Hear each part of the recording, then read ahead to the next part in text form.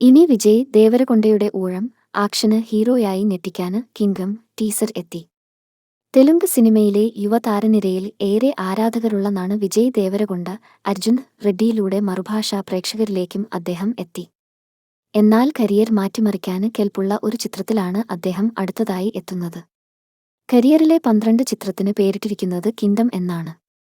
ചിത്രത്തിന്റെ teaser അണിയറക്കാർ പുറത്തുവിട്ടിട്ടുണ്ട്. Action drama ഗണത്തിൽ പെടുന്ന ചിത്രത്തിൽ ശാരീരികമായി വലിയ മേക്കോവർ നടത്തിയാണ് ദേവരകൊണ്ട അഭിനയിച്ചിരിക്കുന്നത്. ചിത്രത്തിന്റെ സ്വഭാവത്തെപ്പറ്റി കൃത്യമായി പറയുന്ന ടീസറിന് 1.55 മിനിറ്റ് ദൈർഘ്യമാണ് ഉള്ളത്. ജേഴ്സി അടക്കമുള്ള ചിത്രങ്ങളിലൂടെ ശ്രദ്ധ നേടിയ സംവിധായകന് ഗൗതം തിന്നനൂരിയാണ് ചിത്രത്തിന്റെ രചനയും സംവിധാനവും. മലയാളി സിനിമാ പ്രേമികളെ സംബന്ധിച്ചും കൗതുകരമായ ഒരു ക്രെഡിറ്റ് കാർഡ് ഈ ചിത്രത്തിൽ ഉണ്ട്. മലയാളികളായ ജോമോൻ ടി ജോണും ഗിരീഷ് ഗംഗാധരനുമാണ് ചിത്രത്തിന്റെ ഛായാഗ്രഹണം നിർവഹിച്ചിരിക്കുന്നത്. സിതാര എന്റർടൈൻമെന്റ്സ്, ഫോർച്യൂണ് 4 സിനിമാസ് എന്നീ ബാനറുകളിൽ നാഗവംശി എസും സായ് സൗജന്യയും ചേർന്നാണ് ചിത്രം നിർമ്മിക്കുന്നത്. അനിരുദ്ധ് രവിചന്ദറാണ് സംഗീതം. എഡിറ്റിംഗ് നവീന് നൂലി. പ്രൊഡക്ഷന് ഡിസൈനിങ്ങിന് ഏറെ പ്രാധാന്യമുള്ള ചിത്രത്തിൽ ആ റോൾ കൈകാര്യം ചെയ്തിരിക്കുന്നത് അവിനാഷ് കൊല്ലയാണ്.